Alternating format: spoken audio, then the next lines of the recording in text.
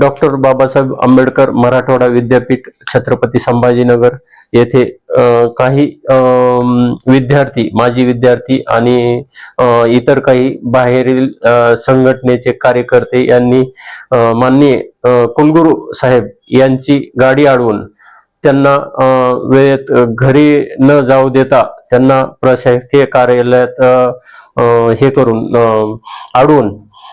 त्यांच्या गाडीचा वगैरे दंड वगैरे तोडून नुकसान केल्याबद्दल बेगमपुरा पोलीस स्टेशन येथे गुन्हा रजिस्टर नंबर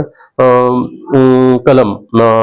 243/24 प्रमाणे कलम 132, 189(2), 329(4) आणि 351(2) BNS प्रमाणे गुन्हा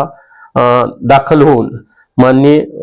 पोलीस निरीक्षक साहेब यांच्या आदेशाने माझ्याकडे तपासास देण्यात आलेला होता।